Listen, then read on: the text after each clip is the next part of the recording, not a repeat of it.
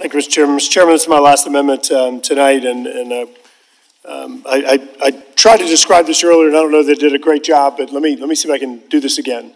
There is, under current policy within the administration and previous administration and so on, if someone gets a disaster loan from the Small Business Administration, that can be an individual. You don't have to have a business to get a small business loan, disaster loan. If I'm a homeowner, my home's destroyed, I get a loan from the Small Business Administration. The reason that you get a loan from the SBA is because in the immediate aftermath of a disaster, it automatically turns on. Congress doesn't have to act to do anything to turn funds on to make them available. So the only funds that individuals have, you have potentially individual assistance you can get from FEMA to give you some type of bridge funding to get you through a few days or a week. And that's limited. Right now it's $500 for Hurricane Ida. But then you can get a loan from the Small Business Administration. Again, Congress doesn't have to do anything. It's automatically turned on. So two options. You get that loan and you go rebuild your house and you then get your family back in it. The people are leaning forward. They're being proactive. They're back in their community as quickly as possible.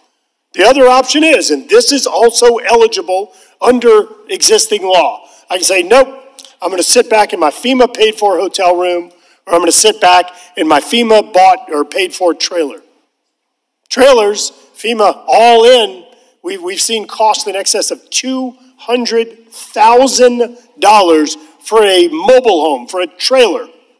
$200,000. Then, if Congress acts, and if they provide recovery funds, because that's not eligible under the Disaster Relief Fund, to provide economic recovery funds, then folks can get a grant. But the geniuses up here in their cubicles have said, if you got a loan from the SBA, you can't get a grant because that's you getting paid twice. I remind you, you pay a loan back. Now, Mr. Chairman, this isn't just a problem in Louisiana. I said it earlier. The governors of Texas, Louisiana, Puerto Rico, North Carolina, they all sent a letter, because the law requires governors to send letters to the president requesting the waiver authority. All four governors, and maybe others, have sent letters requesting it, the waiver authority, that says that you can actually get both a loan and a grant because they're not duplicative of one another.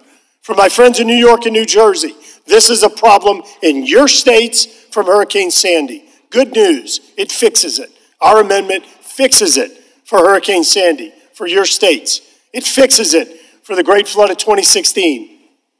It fixes it for the hurricanes in North Carolina, the hurricanes in Florida.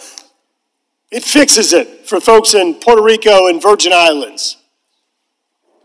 So what this does is it sets funds aside for those people that have been victimized by their own government by penalizing those people that were proactive, found whatever funding source they could find, and went and rebuilt their homes.